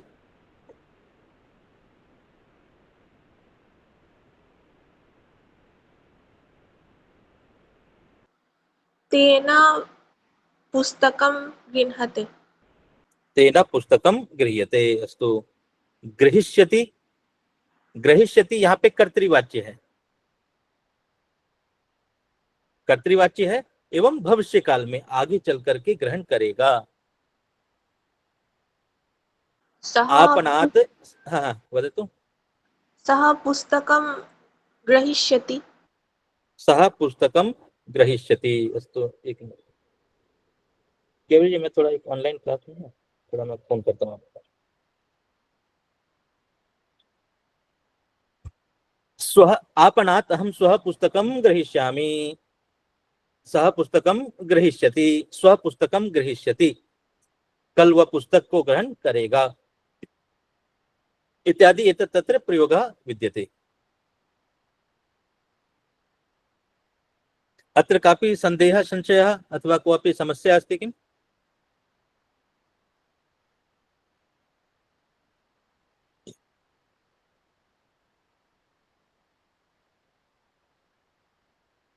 यहाँ तक में किसी को कोई दिक्कत हो, कोई समस्या हो, होने से फिर हम आगे बढ़ेंगे थर्ड फेज में इसमें। नहीं सर, ठीक है। ठीक है, ठीक है। तो इदानीं तत्र तृतीयः भागः अस्य अध्यायस्य प्रहीलिका, प्रहीलिका इति तृतीय अध्यायः। तत्र लिखितमस्ति पर्वताग्रे रथो याति भूमौ तिष्ठति सारथि चलते वायुवेगेन पदमेकं न गच्छति। पर्वताग्रे रथो याति, भूमौ तिष्ठति सारथि इति एकं तत्र ये पद्यमस्ति। जानीमः एव तत्र पद्येषु तत्र भागचत्वारः विद्यते, चतुर्षु भागेषु विभक्तः सन्ति। प्रत्येकं पद्यं तत्र चत्वारः भागः तत्र विद्यन्ते। तत्र चार भाग होते हैं, उनके 4 पाद होते हैं। ठीक है, तो 4 पाद में अब यहाँ पे आप देखिए, पर्वताग्रे रथो याति इति एकः भागः, भूमौ तिष्ठति सारथि द्वितीय भागः, चलते वायुवेगेन पदमेकं न गच्छति, चलते वायुवेगेन पदमेकं न गच्छति। तस्य अर्थः किमस्ति? प्रथमं पर्वताग्रे, पर्वतस्य अग्रे रथो याति, पर्वत के अग्रे, पर्वत से भी आगे क्या जाता है? उनका रथ जाता है। रथो याति, रथः गच्छति, पर्वतस्य अग्रे रथः गच्छति, तस्य रथः पर्वतस्य अग्रे गच्छति, पर्वत के आगे भी रथ जाता है। अब भूमौ तिष्ठति सारथि, सारथि तस्य, सारथि कुत्र तिष्ठति? भूमौ तिष्ठति, पर्वत से आगे। श्लोकस्य अर्थः चाहिए कि श्लोक का अर्थ कैसे लगाना है। तत्र प्रथमम अत्र किम किम क्रियापदम, जो भी क्रिया है उन क्रिया को आप देखेंगे कि कितनी क्रिया है। तो अत्र किम अस्ति? याति, तिष्ठति, चलते, गच्छति, 4 क्रियाएं हैं और चारों पादों में एक एक क्रिया है। बहुत बार हमें ऐसा नहीं मिलता है, पूरे श्लोक में एक एक क्रिया मिलती है। जहां पे 4 पाद में क्रिया है उसका अर्थ समझना बहुत इजी हो जाता है। आप उसको क्या करेंगे? एक एक पाद में यहाँ पे एक एक क्रिया है, ये अर्थात एक एक पाद एक एक वाक्य है, संपूर्ण वाक्य है। पर्वताग्रे रथो याति, रथः यहाँ पे कर्ता है, प्रथमा विभक्ति है। रथः कुत्र अस्ति? पर्वताग्रे याति, याति अर्थात गच्छति, पर्वताग्रे रथो याति, पर्वताग्रे रथः याति, रथः कुत्र अस्ति? पर्वतस्य अग्रभागे, पर्वताग्रे रथो याति, पर्वत के आगे रथ जा रहा है, पर्वताग्रे रथो याति। सारथि भूमौ तिष्ठति, भूमौ तिष्ठति सारथि, तो तिष्ठति यह धातु है, ये क्रिया है। क्रिया को आप अंत में रखिए, क्रिया अंत में, अन्वय करने के समय क्रिया को अंत में। तिष्ठति, कह तिष्ठति? सारथि तिष्ठति, सारथि बैठता है। कह तिष्ठति? सारथि तिष्ठति। कुत्र तिष्ठति? भूमौ तिष्ठति, सारथि भूमौ तिष्ठति, सारथि भूमौ तिष्ठति, सारथि भूमि पर बैठता है। और चलते वायु वेगेन, चलते चलता है, कौन चलता है? किस प्रकार से? वायु वेगेन, सच रथः वायु वेगेन चलति, चलते वायु वेग से चलता है। जिस प्रकार से वायु तेज चलती है उस प्रकार से वायु के वेग से वह चलता है। किंतु पदम एकम न गच्छति, पदम एकम, एक पैर से भी, मतलब पदम एकम, एक पद भी नहीं चलता है। पदम एकम न गच्छति, एक पैर भी आगे नहीं बढ़ता है। पदम एकम न गच्छति। चलते वायु वेगेन, चलता है बहुत तेज, वायु की वेग से चलता है। वह जो है उसका रथ पर्वत के अग्रभाग में है, अग्रभाग में दौड़ता है। सारथी उसका भूमि पर बैठता है और वायु के वेग से वह दौड़ता है, चलता है, लेकिन एक कदम भी नहीं बढ़ता। एतस्य तत्र तात्पर्यं विद्यते। पर्वताग्रे रथो याति, भूमौ तिष्ठति सारथि, चलते वायु वेगेन पदमेकं न गच्छति। अर्थ स्पष्ट अस्ति? आं महोदय। अस्य उत्तरं ज्ञायते किम्? आम्। किम् अस्ति उत्तरम्? अच्छा, अत्र बांग्ला भाषायां लिखितम् अस्ति न? आम्। आम्। किं किं लिखितम्? कुमोरेर चाका। किं किं? कुमोरेर चाका। कुमारेर चाका। कुमारेर आम्। चाका आम्, कुमोरेर चाका। कुमारेर चाका, कुमारः कः अस्ति? जो मिट्टी का बर्तन बनाते हैं। अच्छा अच्छा अच्छा अच्छा, कुम्हार एक अच्छा कुम्हार जो मिट्टी का बर्तन बनाते हैं, तो कुम्हार का चक्का हुआ रथ, है ना। एक बार आप उत्तर जो है बांग्ला में लिखा हुआ वो थोड़ा कोई पढ़ के एक बार सुना दीजिए। এখানে রথ হলো কুমারের চাকা, হুম, চালক কুমোর ভূমিতে দাঁড়িয়ে, রথ বায়ুবেগে দৌড়াচ্ছে বা ঘুরছে, हाँ, কিন্তু এক পাও এগোচ্ছে না। अच्छा अच्छा। तो वह पर्वताग्रे रथो याति, बहुत तेजी से जो है रथ जो है वो तत्र रथ अस्ति कुंभकारस्य यद् चक्रम अस्ति तत्र रथो याति रथ गच्छति यद् चक्रम चक्रम स गच्छति पर्वताग्रे, चालकः यः स चालयति कुंभकारः सः भूमौ एव तिष्ठ्वा तत् रथं चालयति, एवं स च चक्रम वायुवेगेन गच्छति किन्तु कुत्रापि न गच्छति तत्रैव तिष्ठति, अतः तस्य उत्तरं भवद्भिः जानन्ति एव, स च एव प्रहेलिका। इदानीं तत्र चतुर्थे सोपाने आयामः सुभाषितम्। अत्र सुभाषितं विद्यते दम्भेन लोभेन भिया ह्रिया वा, दम्भेन लोभेन भिया ह्रिया वा प्रायो विनीतः जन एष सर्वः, वैराग्यतः स्वहृदयं विनीतं नरं वरं दुर्लभमेव मन्ये, नरं वरं दुर्लभमेव मन्ये इति सुभाषितं विद्यते। अस्य यथा पूर्वमुक्तं तत्र आदौ किं कर्तव्यं, तत्र क्रियापदम् अन्वेषणीयम्। कोई भी श्लोक हो आप उसमें सबसे पहले क्रियापद जो धातु है आप उसको सर्च कीजिए, उसमें कौन सा धातु है, उस धातु को आपको अलग करना है। उसके बाद जितने समान विभक्ति, समान लिंगक, समान वचनकत्व वाले जो शब्द हैं जिनकी विभक्ति एक समान है, उन सभी पदों को आपको एक साथ करना है। जब वो सभी विभक्ति वाले एक समान विभक्ति वाले पद एक साथ होंगे उसमें से एक विशेष्य होगा, बाकी सब उसके विशेषण होंगे। अत्र यथा दंभेन लोभेन हिया हिरिया वा, इन सभी शब्दों में दंभ, लोभ, भिया और हिरिया, इन सभी शब्दों में तृतीय विभक्ति का प्रयोग है, एक ही विभक्ति का प्रयोग है, अर्थात यह सभी का अन्वय एक साथ में होगा। दंभेन लोभेन भिया हिरिया वा। प्रायः अब विनीतः जनः एषः सर्वः, यहाँ पे देखिए विनीतः जनः एषः, ये सब क्या है, ये सब एक साथ है, एक ही विभक्ति के हैं, प्रथमा विभक्ति। विनीतः जनः एषः सर्वः, तो इनका अन्वय एक साथ में, इन सभी शब्दों को जिनकी विभक्ति एक जैसी है उनको एक साथ में आपको एकत्रित करना है, एक लाइन से उनको सजाना है। वैराग्यहतास्त्व हृदयम विनीतम नरम वरम दुर्लभम, ये सब क्या है, सभी में द्वितीय विभक्ति है, इन सभी में द्वितीय विभक्ति है। वैराग्यतः, वैराग्यतः पंचमी के लिए तशिल प्रत्यय है यहाँ पे, वैराग्यतः।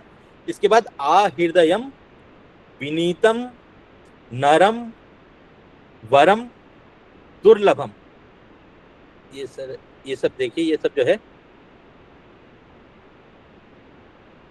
इन सभी में द्वितीय विभक्ति है। तो यह द्वितीय विभक्ति के जितने शब्द हैं इन सभी शब्दों को एकत्रित एक जगह पे करना है। आ हृदयम विनीतम नरम दुर्लभम। अब यहाँ पे क्रिया क्या है, मन्ये, मैं समझता हूं, मुझे ऐसा लगता है। मन्ये, अहम मन्ये, मैं, मेरा ये मानना है। अहम मन्ये, अहम मन्ये, मेरा यह मानना है कि यह पूरा जो श्लोक है यह मेरा मानना है। तो ये अहम मन्ये, मन्ये जो धातु है ये अंत में आएगा। मेरा क्या मानना है, तो हम किम मन्ये, अहम मन्ये यद आरंभः तत्र किमस्ति, दंभेन लोभेन भिया हिरिया वा, दंभेन लोभेन भिया हिरिया वा। दंभ से, जो दंभ पूर्वक अपने घमंड से, लोभ से, डर के कारण और लज्जा से, दंभ से, लोभ से भय से हिर्या दंभेन लोभेन भिया हिर्या वा। इन सभी का अन्वय एक साथ में, दंभेन लोभेन भिया हिर्या वा। प्रायः एतादृशः विनीतः जनः एषः सर्वः, अर्थात प्रायः एषः विनीतः जनः, एषः सर्वः विनीतः जनः। यह सब कौन होते हैं? यह सब विनीत होते हैं। विनीता भवति। क विनीतः? दंभेन लोभेन भय भिया हिर्या वा। प्रायः एषः जनः, एषः सर्वः जनः विनीतः, एषः सर्वः जनः विनीतः भवति। ये सभी लोग कैसे होते हैं? विनीत होते हैं, जो दंभ से लोभ से भिया हिर्या वा प्रायः एषः जनः सर्वः जनः विनीतः। साथ साथ में वैराग्यतः। क्यों विनीत है? तो वैराग्यतः आहृदयम विनीतम। उनका जो हृदय, वैराग्यतः आहृदयम तस्य तेषां हृदयम यदस्ति ते हृदयम विनीतम विद्यते। आहृदयम विनीतम, आहृदयम विनीतम। यहाँ पे भी देखिए द्वितीय विभक्ति है, हृदय आहृदयम विनीतम।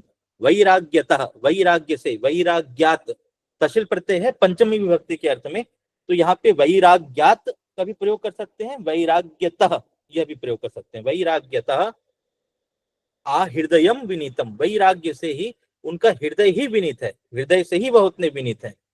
नरम वरम एतादृशम नरम वरम अस्ति, श्रेष्ठ नर है, किंतु दुर्लभम एवं अन्य, दुर्लभ होते हैं। जो इस प्रकार के नर हैं जो प्रायः विनीत होते हैं, जिनमें दंभ भी है, करने का साहस भी है, लोभ भी, भिया भी है, साथ में लज्जा भी है।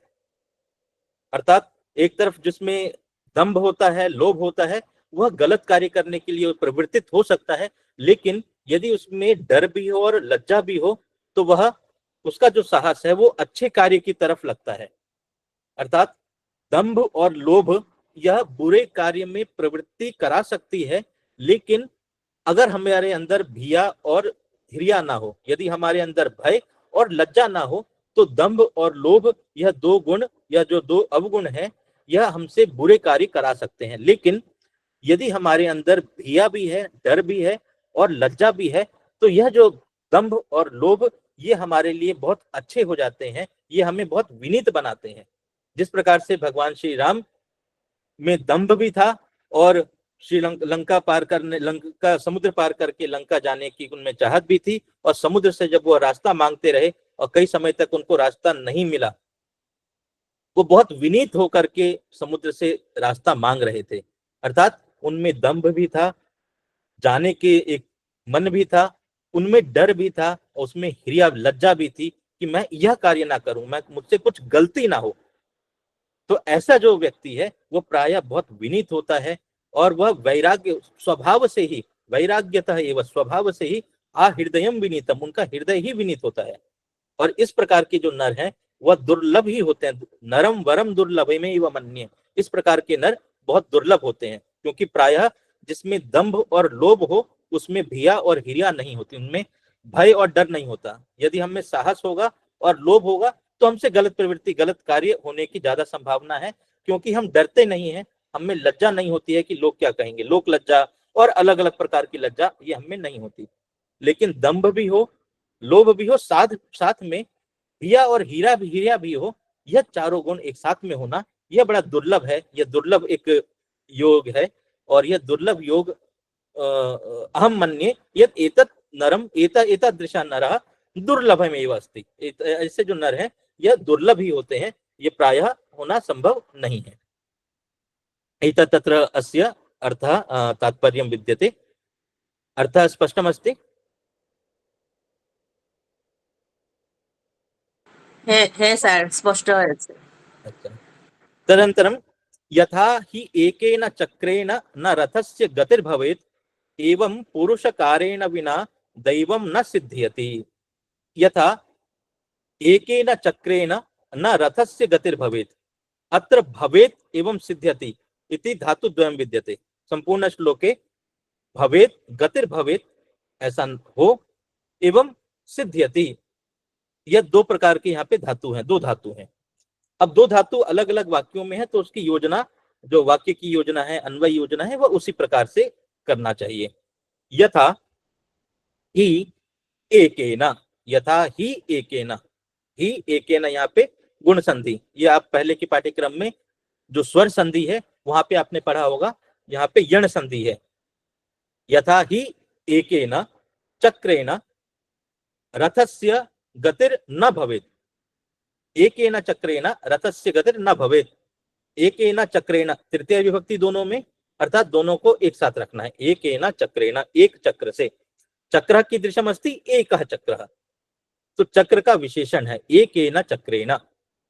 विशेषण में विशेष्य में जैसी विभक्ति जैसा लिंग है उसी प्रकार से प्रयोग होगा। चक्र में यहाँ पे तृतीय विभक्ति का प्रयोग है, अर्थात एक में भी तृतीय विभक्ति का ही प्रयोग होगा। यथा ही एकेन चक्रेण रथस्य गतिर न भवेत्, रथ की गति नहीं होती, नहीं होगी।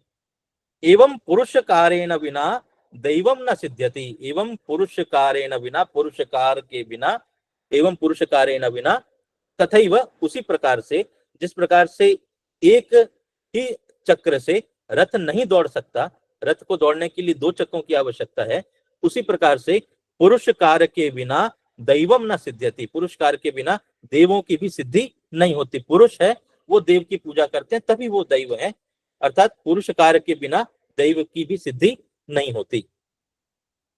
अर्थ क्लियर है ना? हाँ सर, क्लियर। तदनन्तरम् अस्य पंचमः सोपानम् अस्ति, तत्र काव्यकथा। काव्यकथासु अत्र शिशुपालवधस्य, अत्र शिशुपालवध महाकाव्यस्य नास्ति, केवलं तत्र एकं लघु अंशः विद्यते। शिशुपालवधमिति नाम्ना नारदस्य आगमनं, नारदस्य आगमनं तत् नारदः आगच्छति, नारदस्य आगमनम् अस्ति। भगवान् श्रीविष्णुः लोकरक्षणाय कृष्णावतारं गृहीतवान् इति स्पष्टमस्ति। भगवान् श्रीविष्णुः लोकरक्षणाय, लोकरक्षणाय अस्माकं रक्षणाय, संपूर्ण लोकस्य रक्षणाय श्रीकृष्णावतारं गृहीतवान्, कृष्णस्य अवतारे पृथिव्याम् आगतवान्। स वासुदेवस्य पुत्रः जातः, तस्य अवतार विषये यदि पृथिव्याम् अवतारः भवति चेत् कस्यापि पुत्रत्वेन एव तत्र जातः, तो तस्य पिता किम् आसीत्, कः आसीत्? वासुदेवः। वासुदेवस्य पुत्रः जातः, वह वासुदेव के पुत्र हुए, स वासुदेवस्य पुत्रः जातः। द्वारकायाश्च नृपः अभवत्, द्वारका के राजा भी हुए। तो पुत्रो जातः, यहाँ पे भी पुत्रो जातः, पुत्रः जातः विसर्ग था, विसर्ग को ओकार हो गया, क्योंकि यहाँ पे जब भी वर्ग का तृतीय चतुर्थ पंचम वर्ण होगा, क ख क च ट त प कु चु टु तु पु, ये जो पांच वर्ग हैं, पांच वर्ग का तृतीय चतुर्थ पंचम वर्ग हो तो यहाँ पे विसर्ग को ओकार हो जाता है। तो पुत्रो जातः। द्वारकायाश्च नृप अभवत्, द्वारका के राजा भी हुए। कदाचित श्री कृष्णम द्रष्टुम नारद महर्षिम द्वारकाम आगतवान, कभी कृष्ण, श्री कृष्ण को देखने के लिए, कृष्णम दृष्टुम, कृष्ण को देखने के लिए, कृष्णम द्रष्टुम नारद महर्षि, नारद महर्षि साक्षात द्वारकाम आगतवान, द्वारका के आए। कथम? तत्र सह द्वारकायाम आसीत्। कृष्णः नारदम पूजितवान, नारदम, कृष्ण ने नारद की पूजा की। कृष्णः नारदम, कृष्ण ने नारद को पूजा। कृष्णः नारदम पूजितवान।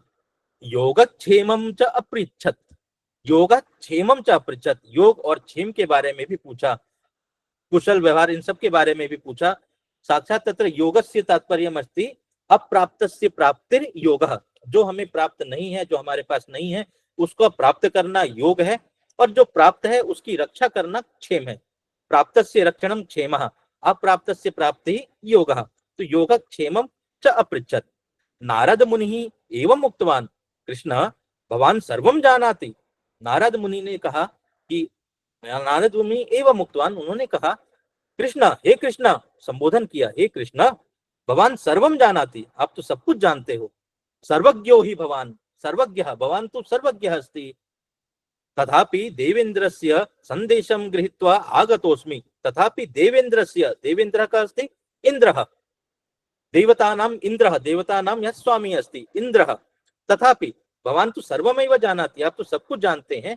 तथापि देवेन्द्रस्य इंद्रस्य संदेशम स संदेशम मां प्रेषितवान्, अतः अहं तस्य संदेशम गृहीत्वा अत्र आगतोस्मि, अत्र द्वारकायाम आगतोस्मि। कृपया श्रूयताम, हे भगवान कृपया श्रूयताम, कृपया सुनिए।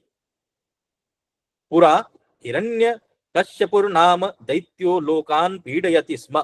पुरा प्राचीन काल से ही हिरण्यकश्यपुर नाम दैत्यो लोकान पीडयति स्म। हिरण्यकश्यपु नामकः एकः दैत्यः अस्ति, सः लोकान पीडयति, लोक को, सभी लोगों को, लोक में जो भी उनके आसपास है सबको पीड़ित करता है, सबको मारता है।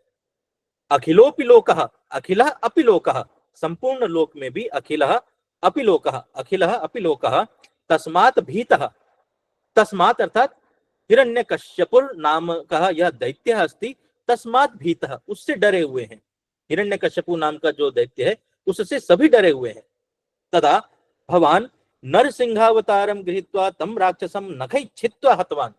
तदा तस्मिन् समये यदा हिरण्यकश्यपुर दैत्यः आसीत्, सर्वे जनाः सर्वे लोकाः अपि तस्मात् भीताः आसन्, तस्मिन् समये भवान अर्थात श्री कृष्णः भवान एव नरसिंहावतारम गृहीत्वा, आपने क्या किया, नरसिंह का अवतार लिया। नरसिंहावतारम गृहीत्वा तम राक्षसम, उस राक्षस को अर्थात हिरण्यकश्यपुर नाम के राक्षस को, तम राक्षसम नखै छित्त्वा हतवान, नखों से छिन्न करके उसकी हत्या की, उसको मार दिया।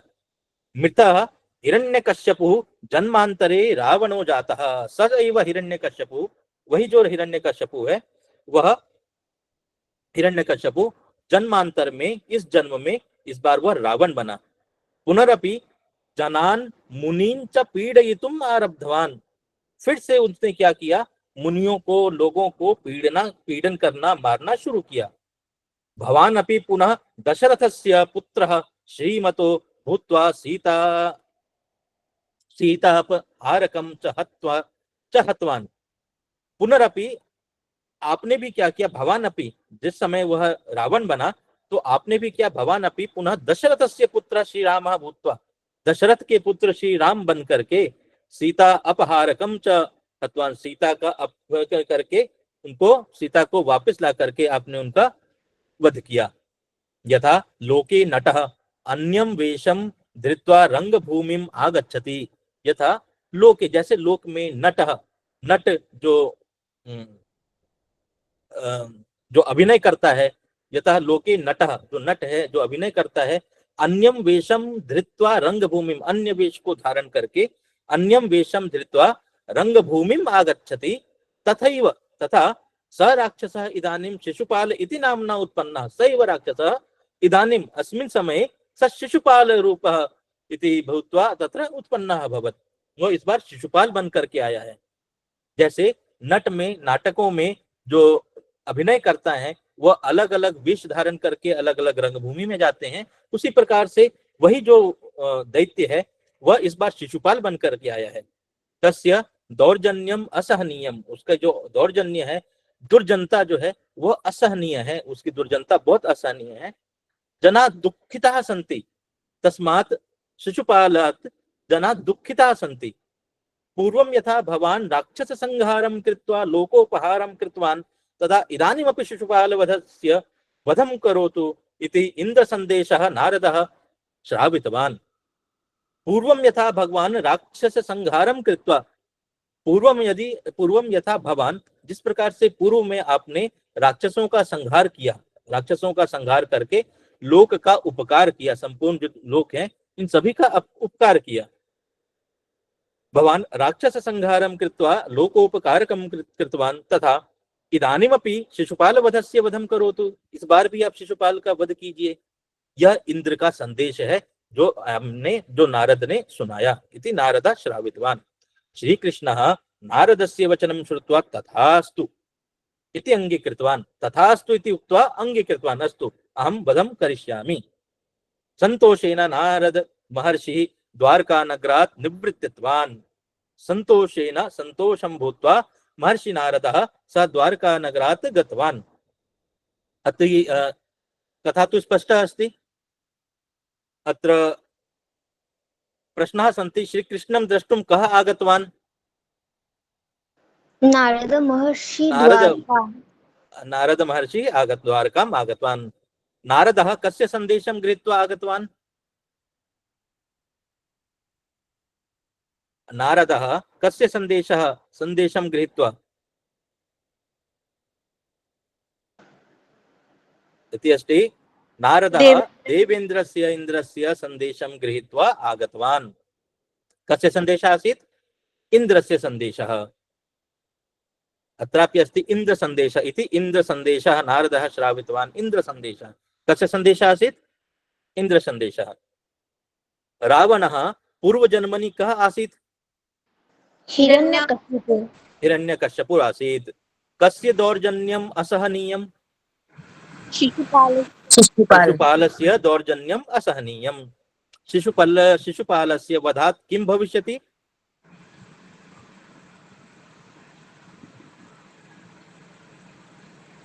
एतदस्ति पूर्वं यथा भवान् राक्षससंहारं कृत्वा लोकोपकारकं कृतवान्,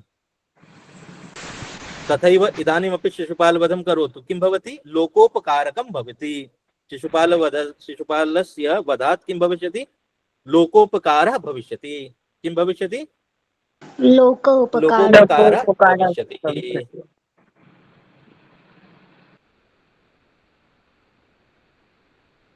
इति पञ्चमपि अस्ति। अन्तिमे तत्र अन्वयरचनायां यदस्ति, अन्वय मया पूर्वमेव तत्र उक्तवान्। श्लोक का जब हम वाचन कर रहे थे, अन्वय किस प्रकार से करना है। यथा बालकः फलं खादति, तो खादति इति क्रियापदम् अस्ति। कः खादति? बालकः खादति। कर्ता अस्ति। किं खादति? फलं खादति। क्रियापद से आप क्वेश्चन पूछना है कि क्रियापद खादति, कः खादति? कर्ता सबसे पहले प्रथमा विभक्ति। किम खादति? फलं खादति द्वितीय विभक्ति। केन खादति? हस्तेन खादति तृतीय विभक्ति।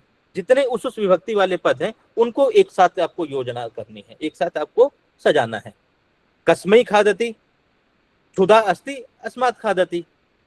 भूख लगी है इसलिए खा रहे हैं, तो क्षुधाय खादति। तृप्ताय खादति।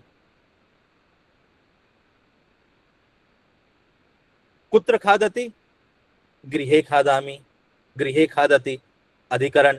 तो इत्यादि प्रथमा विभक्ति, द्वितीय, तृतीय, चतुर्थी, पंचमी, षष्ठी, सप्तमी, इन सब की योजना करके अंतिम में क्रियापद को रखना है। बालका फलम खादति अर्थात क्रियापदम अस्ति खादति। जो क्रियापद है उसका अन्वेषण करके आप अलग रखिए और बाकी जितने एक जैसे विभक्ति वाले शब्द हैं उनको एक साथ लगाना है। स वृक्षौ पश्यति, अत्रापि क्रियापदम किमस्ति? पश्यति। तो पश्यति, कः पश्यति? सः पश्यति। किं पश्यति? वृक्षौ पश्यति। तदैव वृषभौ भारं वहतः, वहतः इति क्रियापदम। कः वहतः? तो भारं वहतः। कः वहतः? तो वृषभौ वहतः। किम? तो भारं वहतः। इस प्रकार से धनिकः धेनुं हस्तेन निर्धनाय गोष्ठात् गंगातीरे ददाति। क्रियापदम किम अस्ति अत्र? ददाति इति क्रियापदम। कः ददाति? धनिकः ददाति। कः ददाति? धनिकः ददाति। धनिकः ददाति। काम ददाति? तो धेनुं ददाति इति द्वितीय विभक्ति अस्ति। धेनुं ददाति। केन ददाति? हस्तेन ददाति। कस्मै ददाति? निर्धनाय ददाति। कस्मात् ददाति? गोष्ठात् ददाति। कुत्र ददाति? गंगा तीरे ददाति। तो अत्र किम अस्ति? अंतिमे क्रियापदम, अंतिम में क्रियापद है ददाति। सबसे पहले क्या है? प्रथमा विभक्ति, द्वितीय विभक्ति, हस्तेन तृतीय विभक्ति, निर्धनाय चतुर्थी विभक्ति, गोष्ठात् पंचमी विभक्ति, गंगा तीरे सप्तमी विभक्ति। तो इस प्रकार से योजना आपको बनानी है कि पहले सबसे अंत में आपका क्रियापद रहे और आरंभ से कर्ता, कर्म, करण, संप्रदान, अपादान और अधिकरण, संबंध की जहां जहां आवश्यकता है वह किसी भी विभक्ति में संबंध लग सकता है, क्योंकि संबंध का साक्षात अन्वय क्रिया के साथ नहीं होता। बाकी क्रिया के साथ जो अन्वय है वो इन छह कारकों का है। इन 6 कारकों को अब क्रम से आपको लगाना है, इसी प्रकार से आपको अन्वय करना है। पद विभागे तत्र परोपकाय वृक्षा एतत्तु पूर्वमेव कारितवान् व्यञ्जन संधि तत्र अवशेषः विद्यते। अत्र समयः अपि अभवत्।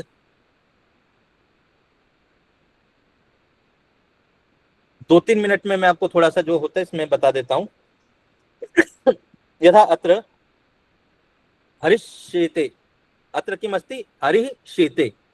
हरिः है, यहाँ पे विसर्ग है, विसर्ग के बाद में शेते है। यहाँ क्या हुआ? विसर्ग को शकार आदेश हुआ। विसर्ग को शकार आदेश हुआ। क्यों हुआ? क्योंकि बाद में तालव्य शकार है। तथैव रामः लक्ष्मणश्च, लक्ष्मणः च, लक्ष्मणः च, च से पहले तालव्य शकार, विसर्ग को तालव्य शकार आदेश हुआ। वैसे ही मरुश्चलति, मरुः चलति, मरुश्चलति। शरत चंद्र, शरत चंद्र, त था यहाँ पे शरत चंद्र, त की जगह पे यहाँ पर क्या उच्चारण हुआ? च हुआ, क्योंकि बाद में च है। संजीवनी मृतम उज्जीवति, उत जीवति, त था उत प्लस जीवति, त उत प्लस जीवति। उस त को ज आदेश हो गया, उस त को ज आदेश हुआ। मृच्छस कटिकाम, मृत कटिकाम, मृच्छ कटिकाम। यहाँ पे विसर्ग को सकारा, तत् ज्ञात्वा, तत् है, तत् को ज आदेश हुआ। क्यों?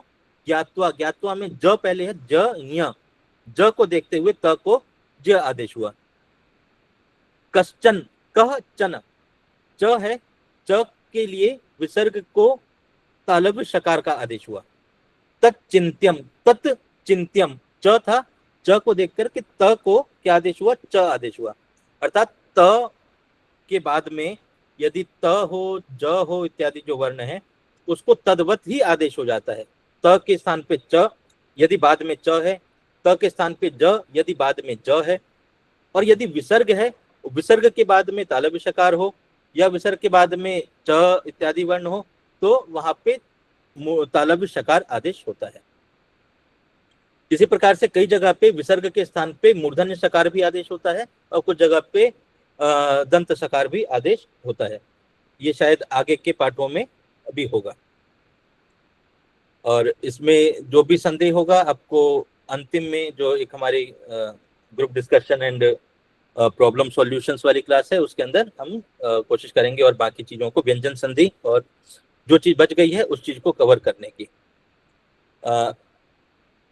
यहाँ पे ष्टुत्व संधि भी है। ष्टुत्व संधि में बृहत टीका, स्ट सूत्र है स्तोश्चुनाश्चु, सकार और तवर्ग, सकार और तवर्ग को सकार और चवर्ग परे रहने पे स्तो चुनाह चुह, सकार और तवर्ग मतलब दंत स और तवर्ग, इनको आदेश होता है। दंत स और तवर्ग, तवर्ग में त थ द ध न, इनको आदेश होता है तालव्य स और चकार, चवर्ग, स्तोश्चुः चवर्ग आदेश होता है। यदि बाद में तालव्य स और चवर्ग का यदि कोई वर्ण हो तो उनको तद्वत ही आदेश होता है। इसके लिए थोड़ा सा आपको एक एग्जाम्पल दे करके या कुछ वो करके समझाना होगा, उसको हम अंतिम में ही रखेंगे, वह ज़्यादा अच्छा रहेगा। तो आज क्लास हम यहीं पे ख़त्म करते हैं। किसी की कुछ और अगर जिज्ञासा हो, कुछ पूछना हो।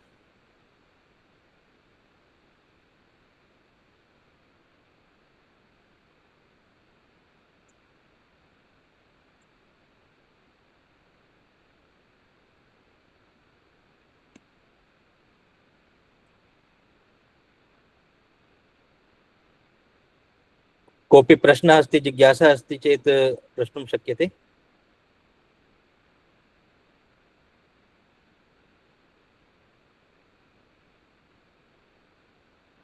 नहीं सर।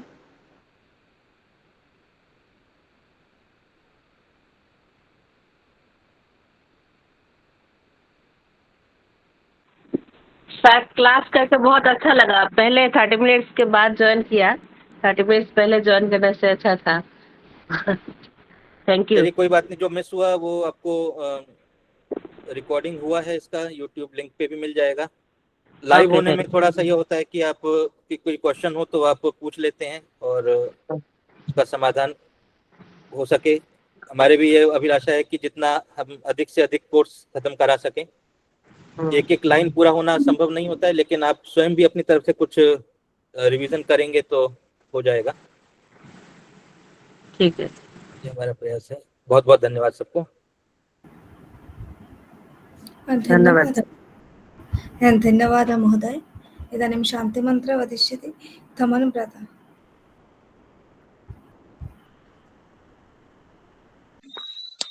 शांति मंत्र। सर्वे भवन्तु सुखिनः, सर्वे सन्तु निरामया, सर्वे भद्राणि पश्यन्तु, मा कश्चित् दुःखभाग् भवेत्।